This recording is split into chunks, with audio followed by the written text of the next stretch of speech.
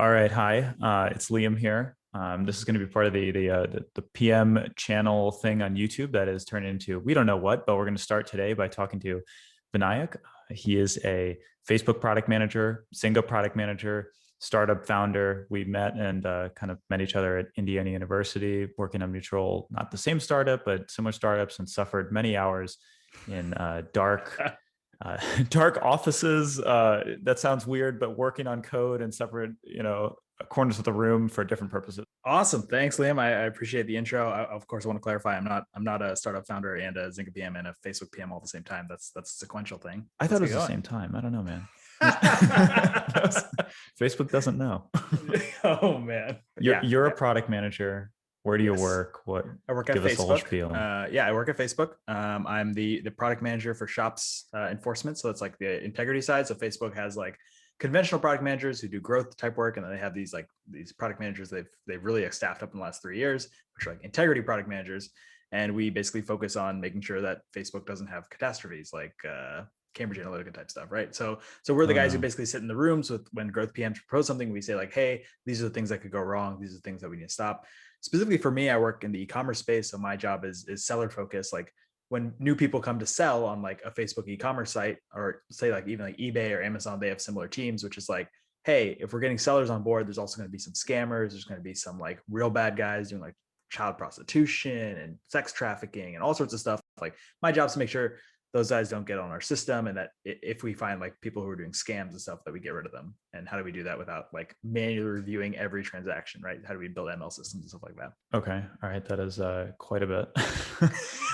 Yeah. Yeah.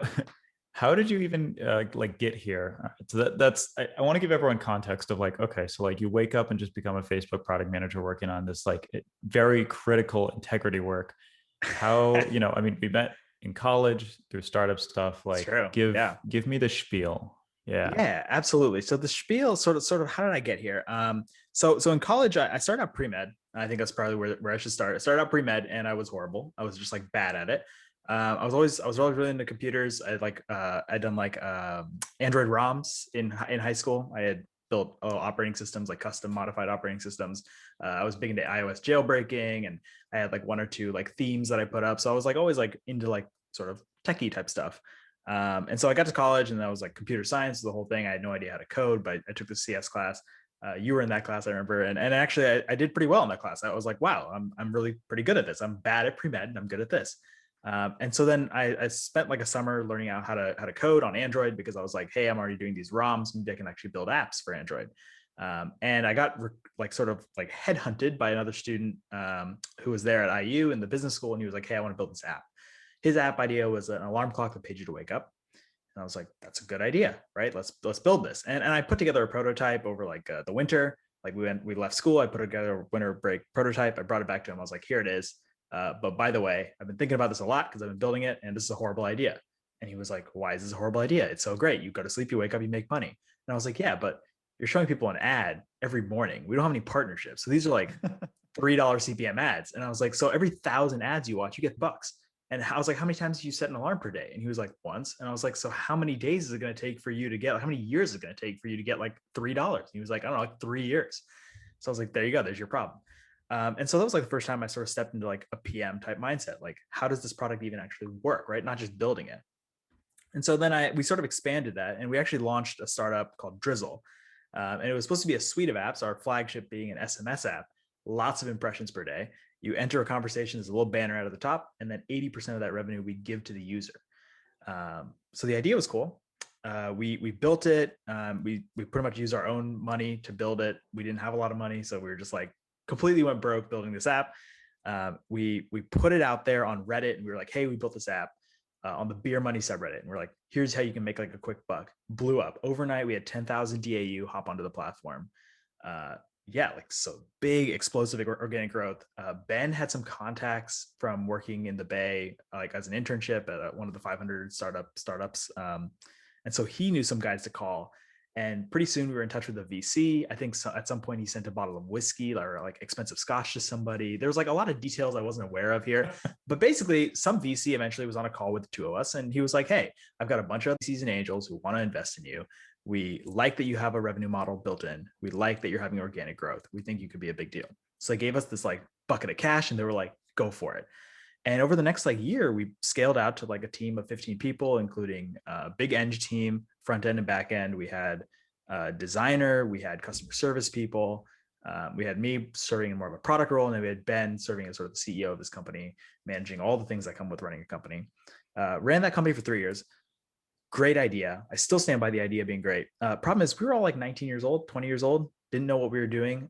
We had analytics built in, never looked at them. We went to Reddit. Somebody would say like, this is my problem with the app. And then I'd go to the engineers and say, drop everything you're working on. Let's focus on this one thing this abstract user is doing. No idea if that's actually, the problem that we should be fixing. So we failed. And then I was basically like, hey, I know I got to get a job now because I've graduated and my startup has failed. Like, what do I do? And I was like, well, I could go be an engineer. My CS grades are pretty good. Or I was like, hey, I could learn like what was the reason I failed? How do I get better at being a PM? And so I applied to PM jobs. It's honestly a very different world today than it was, 5 years ago when I was applying for jobs, 6 years ago, when there was basically no PM jobs available for undergrads with no work experience except for a startup. So I applied to like the 4 or 5 like RPM type positions. I think you actually had the really good idea of going through like internships. So like you had a leg into like PM from there. Whereas I had no internships because I was always working on the startup. So then I like applied to like 5 positions and all these like engineering positions. I had some like software engineering interviews. I was bombing left and right because I was just like not interested in them. And then I managed to get an interview with both I won't name the other company because I didn't get the job, but I did get an interview with Zynga, which is a game studio in SF, or multiple game studios under one parent company. And I actually got the RPM position there. So I started as a rotational product manager at Zynga, built video games, very top-down culture, very game-specific focus, but you learn a lot of like growth techniques and a lot of like how to manage like single projects really well in detail. And so then I did that for 3 years. And then 2019, I interviewed for Facebook for a political integrity role. Actually, like how do you manage like people doing political stuff on Facebook, and how do you make sure that elections are secure, right? Like real heavy stuff. I got on site to that, went all the way through the interview process, didn't get the job, and I think that's like an important lesson because I think a lot of people see like this, like your kind of career growth, which is like, bam, like just amazing. Right? I don't know if that's my career growth, but okay. That's yeah, but I think a lot of people just have this image in their head that you're like, bam, this person just like they interviewed and they got it, like they were just so good, right? But I think a lot of people, like even like my personal story is that I interviewed and I actually failed to get into Facebook. And the next year I spent that time like improving my product skills, studying a little harder for the interview. And then a year later, they reached back out and I'd actually gotten a promotion at work. So I was in a much better place to negotiate in terms of like, hey, I'm now a senior PM. This is what I bring to the table. And then I interviewed again. I got the job in 2020. So that's sort of how I ended up here. All right. So I have 2 things off of that. The first one is everyone's wondering when preparing for interviews for PM, whether it be Facebook, Zynga, what other company, so that you kept trying. Like, what was the difference, like the differentiation between the first time you interviewed at Facebook and the second time in terms of how you prepped? Like, what changed? Like or was it just flipping a coin? Oh no! It's not a flip of a coin. In fact, there's like one big difference, right? Both times. So Facebook's really unique in that they tell you exactly what they're going to ask you, right? They tell you like, we're going to give you 2 interviews. One's product sense, one's execution. And product sense is like, hey, I give you an abstract problem. Can you build a product to solve it? Right. And what is the steps involved to do that? They're really looking for your ability to break down the problem, to really focus and not skip steps, not jump to a solution. The other is execution, which is a little more like, hey, you're a PM, metrics are dropping, or like, hey, you have to like do something that a PM would have to do, road mapping, working with another team, negotiating. How do you handle those situations? And to be honest, most of the time, and I've heard other people say that like they ask questions that are not like Facebook product related, but almost all the questions I got asked were about a Facebook product. So like you basically have like a set number of Facebook products, and it's not a lot, right? You can count them on like 2 hands. And then you've got maybe like 5, 6 types of questions they ask. So if you really study like maybe 24 to 40 like specific questions, you probably have like a good shot of getting like 95% of the questions asked.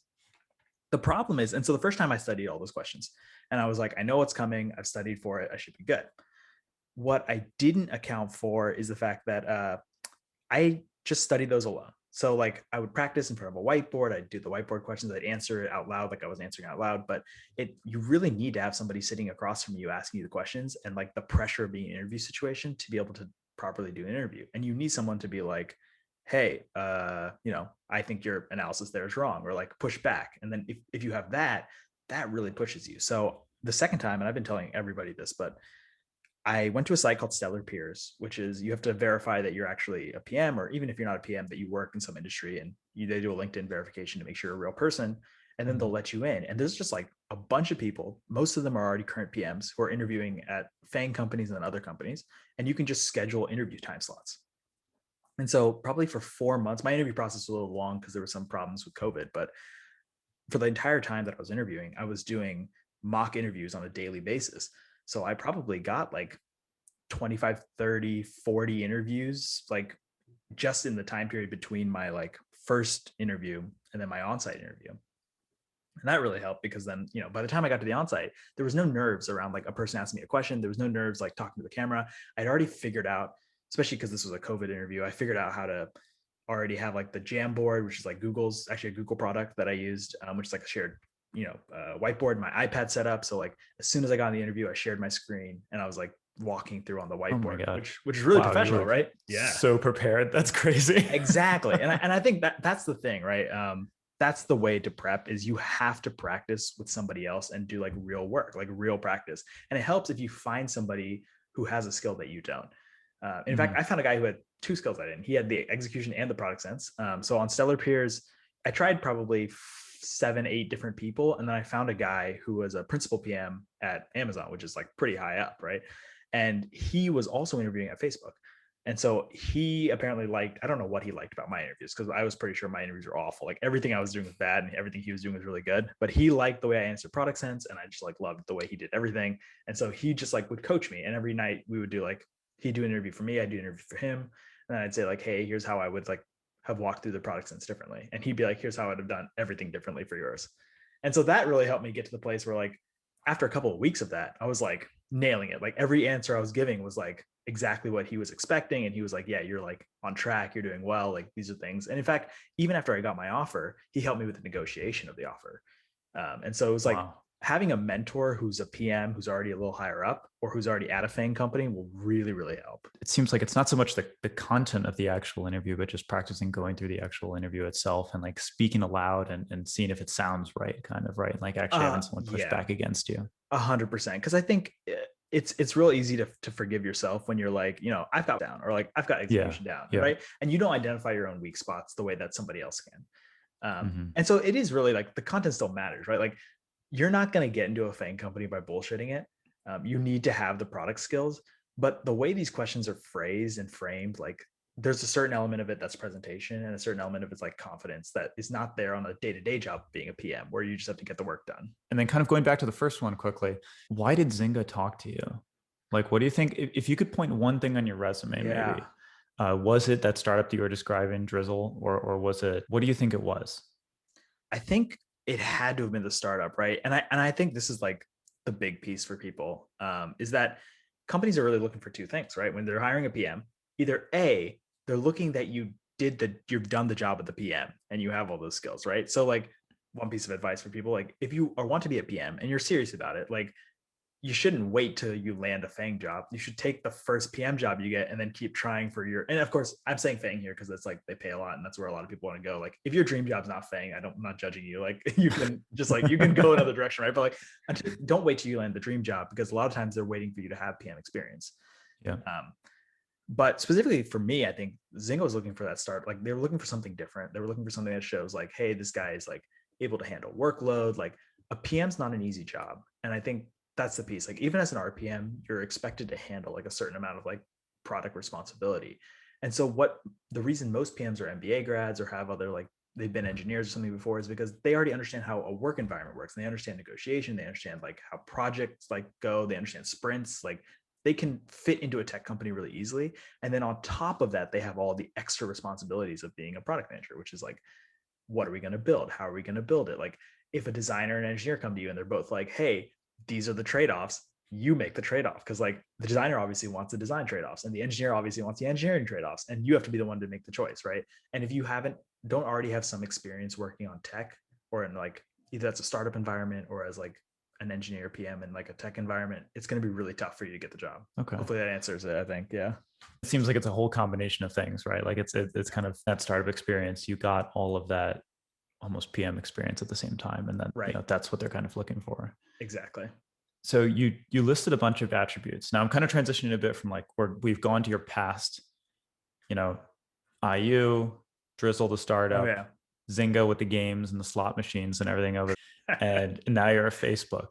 Kind of at Facebook, observing kind of what's going on in your present.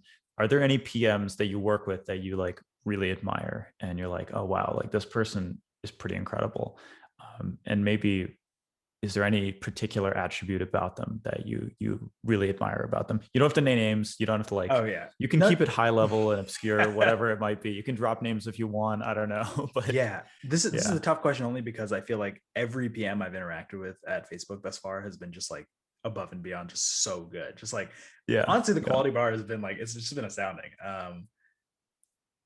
So I think in terms of who, I mean, there's like so many admirable qualities there. I mean, my boss for one is like just a phenomenal product manager. I mean, his ability to like work a room and speak up when it's necessary, and like really drill down to like what is the at the root cause of the problem, and like solve that without like trying to solve all the extra stuff, is just like unbelievable. But he's also just like super smart dude. I mean, I think one person I can mention, I have a colleague, and she's just like insanely good. I mean, like super impressive. Work really closely with her.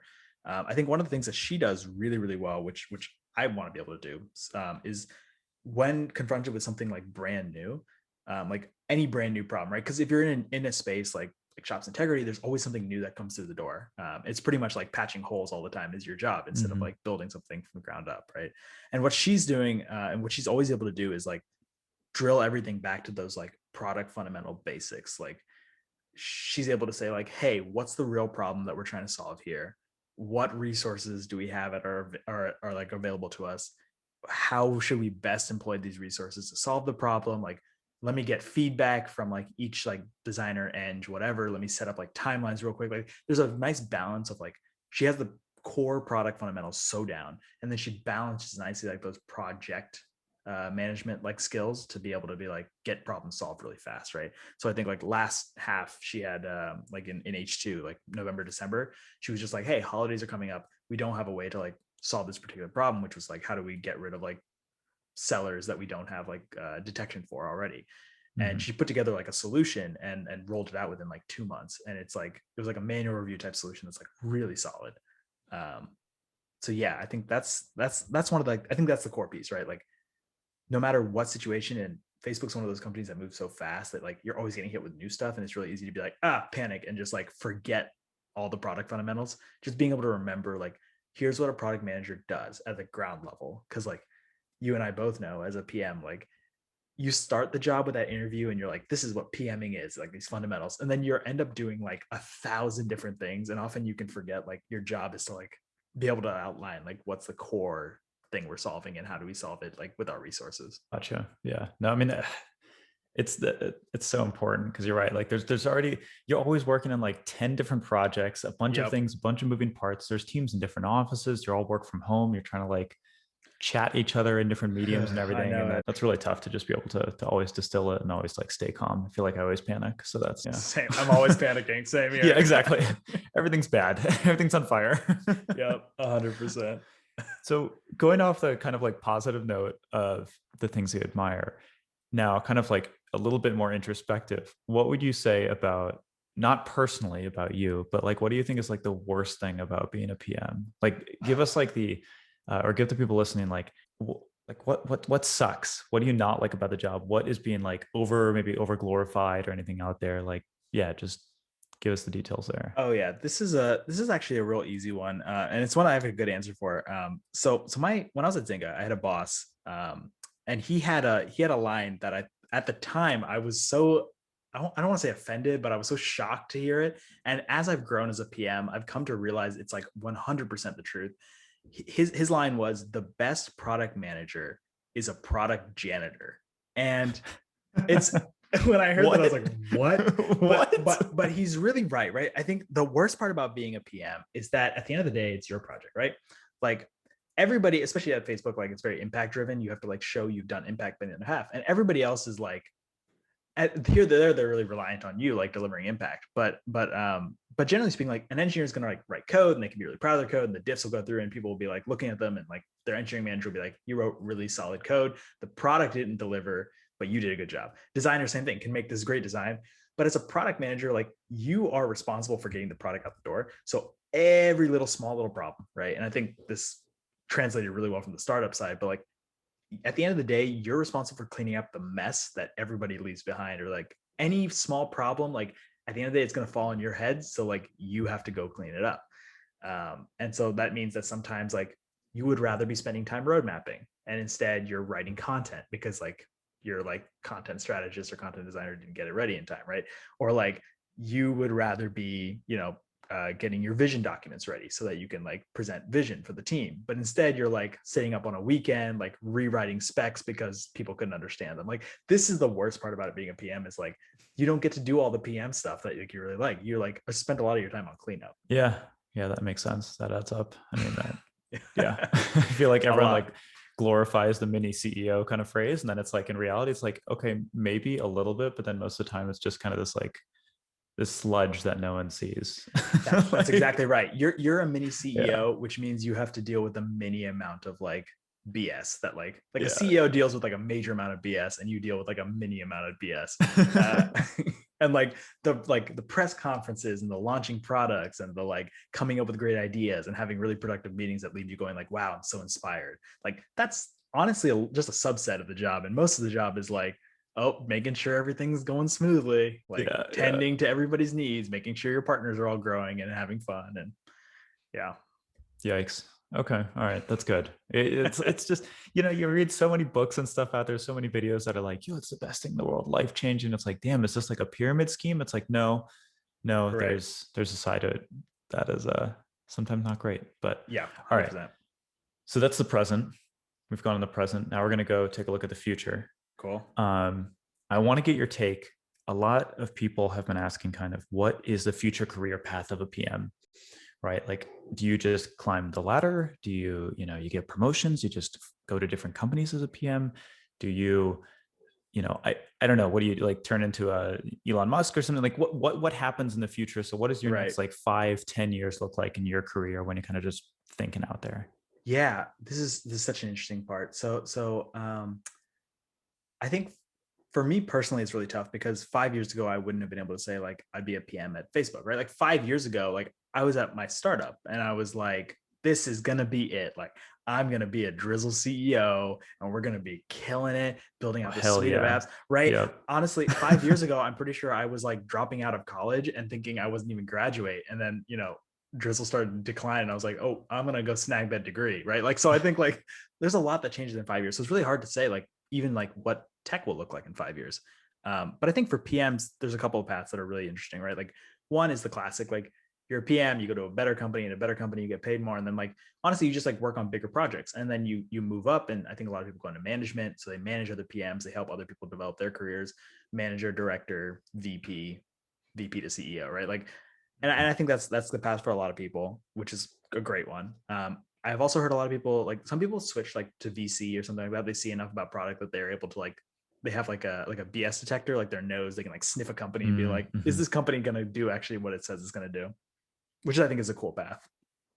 Entrepreneur in residence is a cool thing that people go into, which is like they go help other startups or like and I think that's like a VC type path.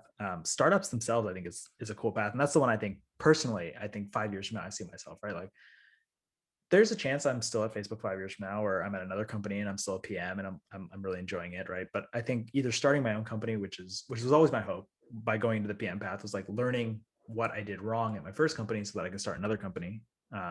That's I think the ideal, or else like I think we were joking about Clubhouse at the beginning, but like there are a lot of these companies that are like really exploding from the ground up, and like they're looking to hire their first product manager or like their first person who will do the job of a product manager and have like a title like VP of maybe not even product, just like VP at X company, right?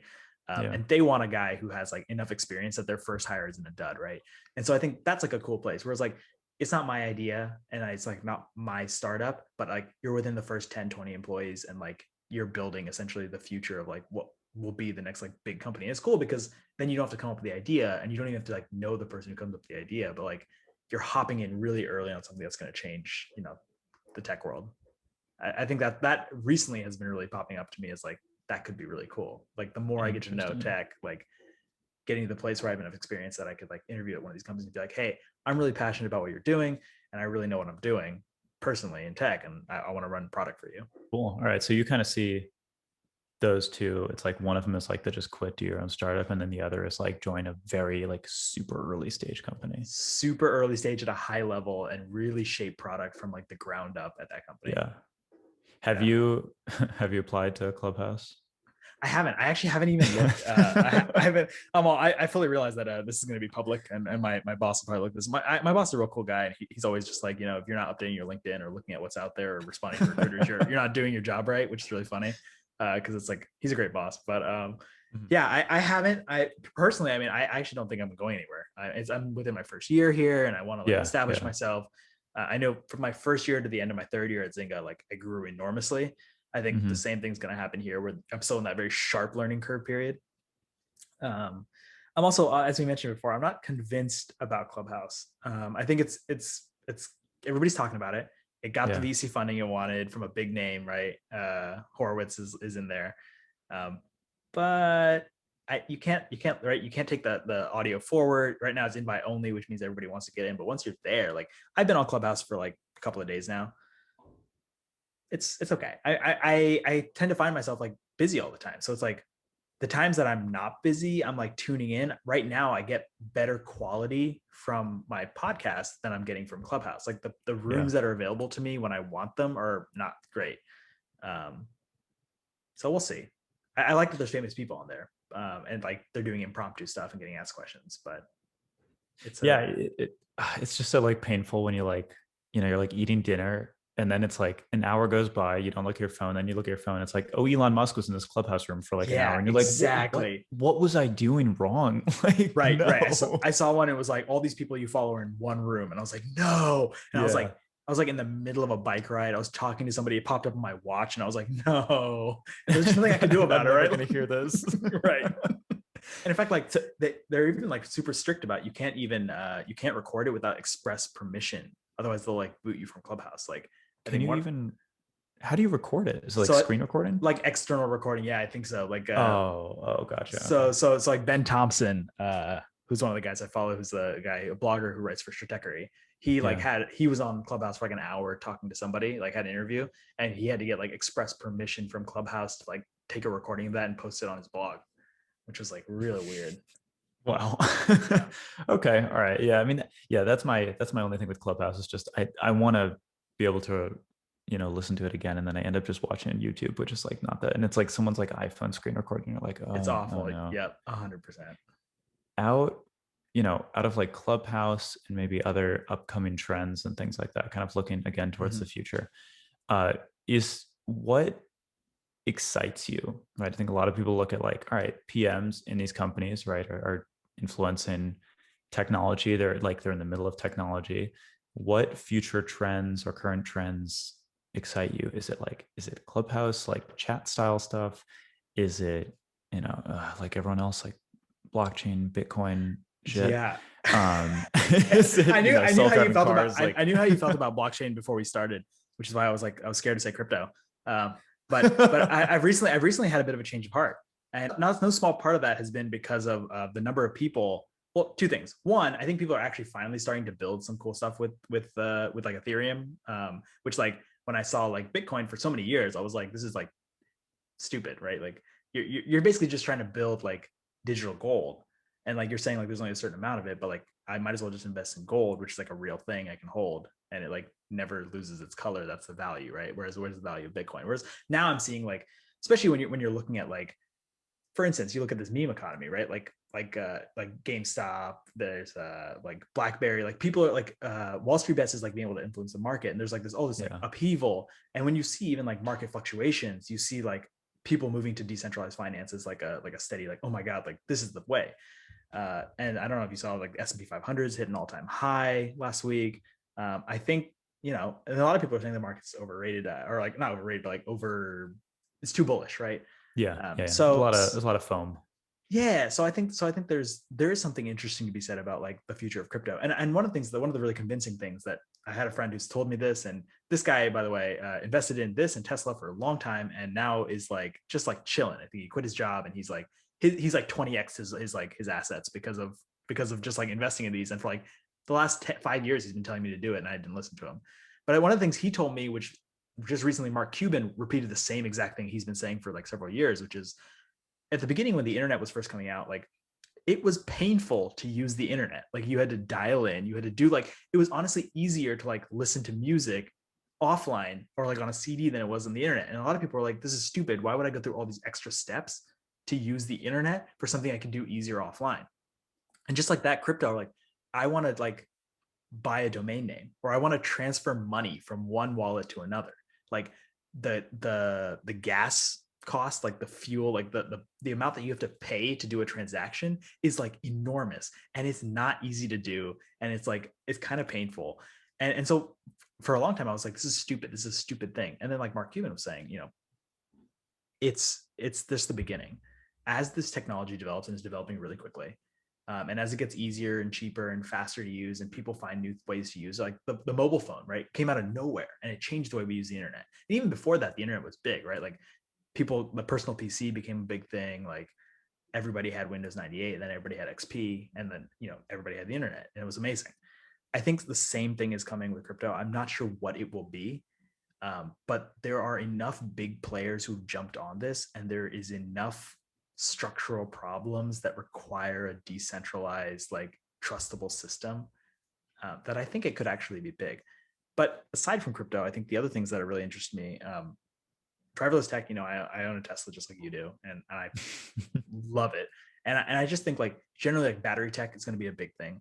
I also want to see techs. I mean, I'm a big believer in tech. I'm a big optimist. I think it does a lot of good. I know it does a lot of bad too, but like of the good things it does, like I want to see solutions to some of the problems that are facing the world that are like horrible. But like I want to see tech solutions to solve like a lot of the climate crises we see, and a lot of like green tech would be like amazing. And it's like green tech to like, there are small apps, but I'd like to see it on a bigger scale. Like somebody do something really big that changes like, and whether that's like physical tech, like the way like Tesla and SpaceX and Starlink also is like another thing I think is like Yeah, amazing tech, right? There's yeah. a lot of these physical products that are being built. I think the last like maybe 5, I don't know, from 2010 to like 2015, it was like really dominated by like technical innovations that were like apps. And I'd like to see more physical innovations in tech, Mhm. especially things to solve like energy grid crisis, I think, which is really relevant, but then also like climate problems. That I think is like, that's the future that I'm excited for. So if someone was going to make a startup, to make a side project, to make an idea, you think maybe go into one of those sectors if you want like long-term sustained growth? Yeah, I think, yeah. So there's two answers here, right? One, if Okay. you want long-term sustained growth, you might be too early, right? That's the problem, is that like I Mm, think trying to time it, yeah. it's really tough. I think the most important piece, and this is the other part of the answer, is like you should be building something you're passionate in, because you need to be able to wake up tomorrow when you're too early and be able to do it again, or wake up tomorrow when you're too late and be like, okay, but I'm so happy I built it. Or just like the day-to-day struggles of like managing a product, you need to be like waking up and being like, I really love and believe in this product, which is why I'm willing to like go bankrupt for it, or like fire people for it, right? Like do the stuff that nobody likes to do to get your product out there and to make it succeed, because you really believe that that's the future. So even if it's And not one of the things I named, it should be like something you really believe in. that's probably the summary of this. Do something that you like Yeah, yeah, and that exactly. you really believe in, Right. and it probably will lead you in the right direction. Exactly. Yeah, 100%. I think that's So good. And sometimes you do stuff you don't like, but if it still leads you in the right direction, then that's okay, right? Like the shitty parts of being a PM, if you really want to like be a PM, or you want to start a startup, or you want to learn product skills, like it's the best way to do it. And there's going to be parts that you don't like, and you might have to work a job you don't like, but it should lead you in the right direction. But if you're starting a startup, the idea should be something you like, right? I think there's like a distinction there. I want to make sure that people don't misunderstand what I'm saying there. cool. All right. Cool, man. we'll end it there. And then yeah, thanks man for chatting for a bit. Thanks. Quick like Yeah, Sunday night absolutely. little Yeah, little chat. But absolutely. I did like a hike today, like a really long hike. So like sitting is like right now the only thing I can do. My body oh, hurts so bad. Yeah. oh God. So that's, yeah. Damn. Well, I mean, it's another thing. You got to stay physically healthy too, instead of like standing in front of a computer all day. It's kind of tough right I now. know this. It's been real tough. I've spent like my weight's just like skyrocketed and Yeah, I'm getting real fat. I was like I can't hike anymore. Like I feel like in the past like a 5 mile hike was like not a big deal for me. I would just like do it. Now like Yeah, I'm like I just hurt. I'm either getting old or I'm out of shape. Probably both. I don't think it's a getting old thing. I mean, you're Yeah. definitely not old. Hi everyone, just wanted to quickly jump in before we actually conclude the video. I hope you found this valuable. Definitely, leave some comments below, leave feedback, reach out to Vinayak, reach out to myself, like this video, share it with others if you found it valuable, and let me know what other questions or what other product managers you'd like me to interview. I have a bunch of friends, so thank you so much. Have a great day, and yeah, catch you later.